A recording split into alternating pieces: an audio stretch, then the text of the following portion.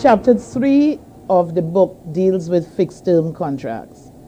And in the book, I quoted the IRA as to the definition of worker. And I summed it up, and I will read that part for you. I said, simply put, the main feature of a worker within the meaning of the IRA is that he or she is under contract with an employer, whether the contract is expressed or implied, oral or in writing, whether it is a contract of service or apprenticeship or a contract personally to execute any work or labor. Under this statutory definition, a worker is therefore an individual who has entered into or works under a contract of service with an employer. By implication, the statutory definition does not extend to self-employed persons and independent contractors. These are individuals who are generally contracted to work on the basis of a contract for service. Historically, after Trinidad gained its independence, the public service, and I'll speak about the public service first, was a public service where there was permanent and pensionable employment. It was called basically cradle to grave employment. So you work your entire life and you get your pension. And over time, there have been people or persons who have been employed on contracts within the public service. Some of them had special skills, the public service had special needs, and in some cases, in order to eliminate bureaucracy, they would have brought in a technical person and encouraged citizens generally to come in on contracts. But these persons worked on contracts, but it was continuous. Now, what has happened over the past 2 decades is that persons are employed on contracts alongside the permanent employees, but I cannot say that they are on continuous contracts, because in the past, and I'm talking about after independence, those on contracts will be on 5-year contracts, 3-year contracts, and they will be indefinite. These persons we are seeing are on 3-month contracts, 2-month contract, 9 months contract, 1-year contracts.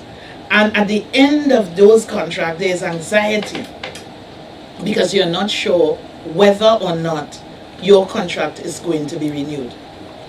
Now, I am deeply concerned about this. I am of the view that, generally speaking, not only in the public service, there should be some sort of policy or some guideline with respect to contract. If this is the way the public service is going and has been going and has developed, there should be some proper guidance. So one institution may bring someone in on a 3-month contract. Another person will bring the person performing the same functions but in another area in the public sector on a 1-year contract. I can tell you personally of someone who is a doctor. She has been a doctor for about 5 years. She's related to me, so I can tell you this personally. And she started in the one of the RHAs on a 2-week contract. And I said to her, what do you mean that you're on a 2-week contract? She says, well, yes, that's what they gave her. Then she went to 1 month. She went to 3 months, 1 month, 3 months, 3 months. She has been doing that for the last 4 years. Now, the danger in that, if you get pregnant, like in her case, they say to you, you're not entitled to maternity leave because you have not worked for a successive period of 12 months. It cannot be that employment is encouraged And employment is encouraged because we have very bright citizens in this country, especially the young, bright class of people. And we encourage them to be employed. And when we employ them, they mentally have to be dealing with all these barriers in order to work and have families and be and just be. That is my concern. Also, if you listen to what I have just read there, and I'm sure that's why you flagged it, because it speaks about a contract. The IRA speaks about a contract. We determine when we see the employment relationship whether this is a one-off fixed-term contract, a self-employed person, or whether it is a contract which is for an indeterminate period. I am certain that when you look in the labor market and you look at industrial relations in Trinidad and Tobago, and you get a job, particularly in the public service, you are not considering, or they give you a 3-year contract, but you will not be thinking that in 18 months' time, I will be out of a job. You will be working continuously for 3 months, 3 months, 3 months, sometimes 2 months, 2 months, 2 months, and then they let you off for a week. But you would be telling yourself that, listen, I am working at this building. And then 18 months after, somebody comes in and says, well, no, I'm not renewing. We've had a case, we have had several cases, but there was a particular case I presided upon. The man worked for 11 years on successive contracts. And the organization said, we are not looking at these successive contracts. We are only looking at this last contract. It has ended, and therefore you're out of employment. That happens a lot. We have several of these matters before the court. So, whereas the public service, immediately after independence, was to rally people to come and work and have permanent employment, which is pensionable, so you can raise your family and your grandchildren in dignity. Right now, what is happening is that there is uncertainty because you are working parallel along people who have permanent employment. In some cases, you might be getting more money than the person who is in the permanent job. But there is this lingering uncertainty as to when I am going to be removed.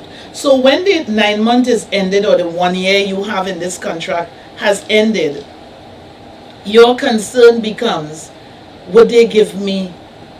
And that anxiety. You cannot get apartments because the employers will put that, listen, this person is employed for a year.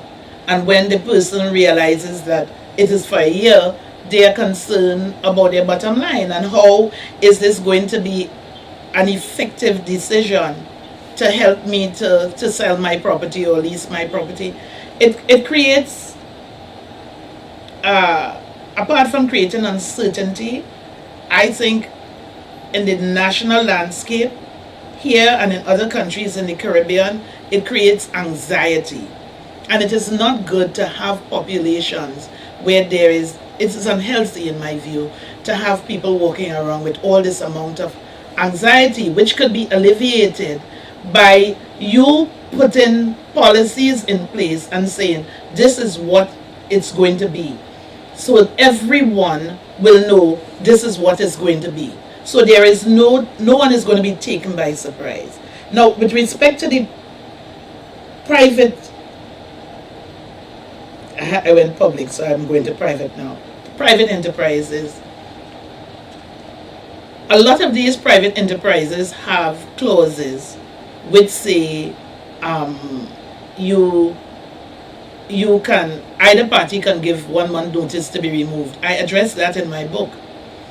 I am one of the persons, and I know it is not a popular view, that clause has no import, no weight, and no bearing in a contract. Because I think people need to understand that there's a difference between a contract, as in contract law, and industrial relations. When you enter into a relationship and an employment contract, in an employment relationship, there are certain things that flow. It cannot be that you put that in a fixed term contract when it is a fixed term contract. If you put it in a fixed term contract, is that a fixed term contract? A fixed term contract is someone just got a contract for 5 years, 3 years, whatever. There's a fixed date to begin and a fixed date to end. That is the normal fixed term contract. I'm not talking about fixed term contract as it relates to industrial relations and the fixed term contracts which have flooded our shore. I'm talking about fixed term contracts in law. If you have a fixed term contract, the person came as an independent contractor to perform a certain duty by you for 2 years, and there is a date to start and a date to end, do you have a clause within it saying that either party could give notice to end the contract? So what we have been seeing here in Trinidad is that people have been taking industrial relations contracts. When I'm saying industrial relations contracts which is given, and employment which is given to persons, and I'm talking contract in terms of the law, which these contracts are given to people, and they're turning them around and treating them as fixed term contracts, which is two totally different concepts. So when you get into the court now, you get confused. You're saying, but I have a fixed term contract. Yeah, but this is a fixed term contract in the industrial relations context, which means something else than what is written in a law book, strictly speaking. Because is the employment determinable, or is it indefinite employment? You put a date to begin, a date to end. In the public service, there's a date to begin and a date to end, and you sign the contract sometime 2 years after, 6 months after, 18 months after you have started working. What is the import of a contract which I signed 18 months after I took up my job?